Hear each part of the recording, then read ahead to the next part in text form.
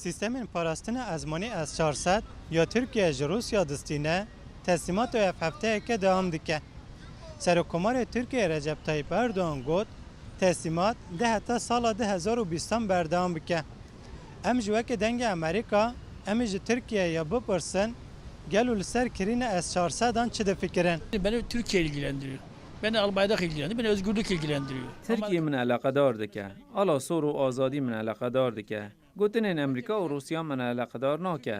Pêşîn berjewendiyên Tirkiye giringin. Li gor min ev sîstem ji bo Tirkiye pêwîst e. Qene bi gotinên Amerîka nabe. Serxwebûna Tirkiye di derkeve holê. Ez ne alîgirê tê bim jî. Ji bilî vî welatî û ala vî welatî ala welatekê din yê me tune ye. Eger ev sîstem ji bo artêşa pêwîst be bila were. S-4 silahlı bir Sistema S-400 sistemeke çekan e. Ji bo şer an jî ji bo pêşî lêgirtina li şer e.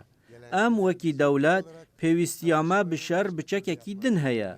Ji bo geştyariya gel ji bo hilberînê û hewalhasiliyê pêwîst e em şerê van tiştan bikin.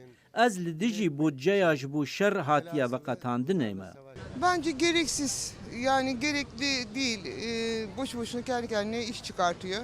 Li gormin ev sistem ne pêwîst hem hatın hem jî bi cihkirina vê sistemê ev Türkiye ji aliyê aborî ve bixe rewşekî zor. Başkasından siyasi ya da böyle bir şey alacaksak biz kendimiz nasıl... Eger em ji derekê din sistemekê bikirin, em ê çawa baweriya xwe bêbînin. Reşa Tirkiye ji xwe holê ye. Li gorî min pêwîst e em bi xwe wan sîsteman çêbikin û bifroşin. Heta ku em ji dewletek din bikirin, ez nebawerim ku em bikarin xwe biparêzin.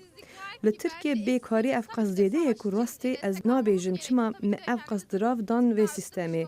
Li gor min ev jî giring e. Li pêwîst e Tirkiye ji bo hin tiştin jî kar bike. Eger hûn ji gel bistîn û tenê bidin vê ev di bi xwe re bertekên gel ji bîne. Olumlu düşünüyorum. Neden olumlu düşünüyorum? Bir Türk Cumhuriyeti. Ez kirina S-400 erênê dibînim. Çima ez erênê dinêrim. Di dema dawî de li cîhanê bi taybetî li rojhilata navîn tevliheviyek heye. Di projeya mezna rojhilata navîn de navê Tirkiye weke welatekê dawîn tê gotin. Ev sîstemeka parastiye. Dekê parêzî. Dê welat, ala û gelê xwe biparêze. Amerîka ji dîroka hatî damezrandin ve tevlî hemû tiştan dibe. Mixabin li welatê me jî dike. Lê hûn jî dizanin. S-400 parî ji Rusyayê tên. İnşallah nayê bikar anîn.